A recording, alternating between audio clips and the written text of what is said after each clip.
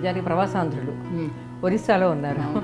అక్కడ ఉండి మీకు తెలుగు సాహిత్యం మీద రాయాలి, ఏదో ఒకటి నేను చెయ్యాలి అని ఎందుకు అనిపించింది అక్కడ ఉన్నప్పుడు? ఆ రోజుల్లో పెళ్లి 16 ఏళ్ళకే అయిపోయింది. అప్పటి నుంచి ఒరిస్సా వెళ్ళిపోయాను. ఓ రోజు కూరలు జరుగుతుంటే ఆకాకరకాయలు కనిపించి ఆకాకరకాయలు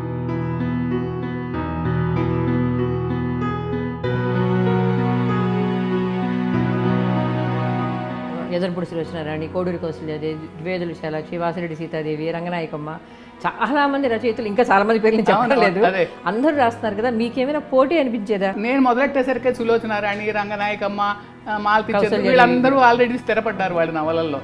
నా టైంలో రాసిన వాళ్ళల్లో నిజం చెప్పాలంటే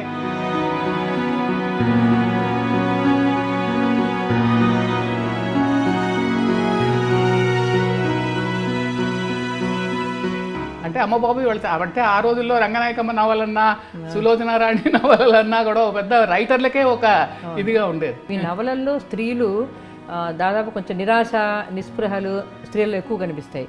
ఆత్మహత్యలు చేసుకున్న స్త్రీలు మీ కథలో ఒకటి నవలల్లో ఎక్కువ ఉంటారు.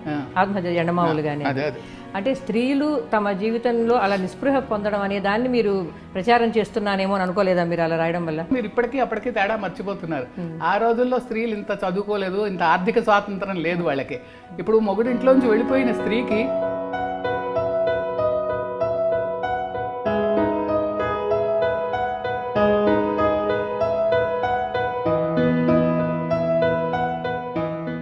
ఆ పద్ధతి ఇప్పటికీ ఉంది. ఈనాటి యువతుల గురించి మీరు చాలా లోతుగా ఆలోచిస్తారు.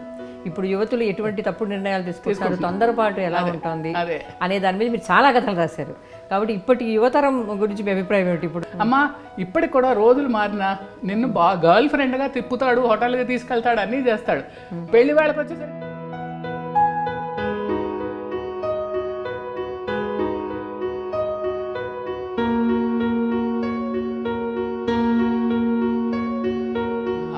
బాయ్ ఫ్రెండ్స్ ఉండొచ్చు.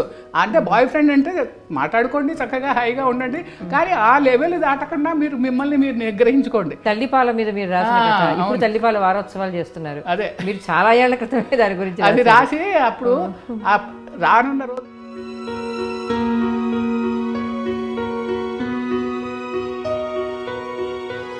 మీకు శ్రీశ్రీ కథలు రాయాలని ఎందుకు అనిపించింది? కుక్క పిల్ల అంటే విశ్వాసం, అవిశ్వాసం. అగ్గిపుల్ల మంట చేస్తుంది, మంట ఆపుతుంది. మీ నవలల్లో 2 సినిమాలుగా వచ్చాయి. కోరికల గుర్రాలు అయితే ఒకటి, ఇది కొత్త మలుపు న్యాయం కావాలిగా వచ్చింది. మీకు తృప్తినిచ్చాయా? అంటే మీ నవలకు సరైన న్యాయం జరిగింది అనిపించాయి? న్యాయం కావాలి 100%, అంటే 90%. ఎందుకంటే ఏదో మిగతా చిన్న చిన్న అల్లురామలింగే క్యారెక్టర్ అలాంటివి సినిమా కోసం తప్ప 90% డైలాగులు నావే వాడుకున్నారు. గృహలక్ష్మి స్వర్ణ కంకణం నుంచి సుశీల నారాయణ రెడ్డి వరకు మంచి అవార్డులు వచ్చాయి. కానీ అవార్డులు కూడానండి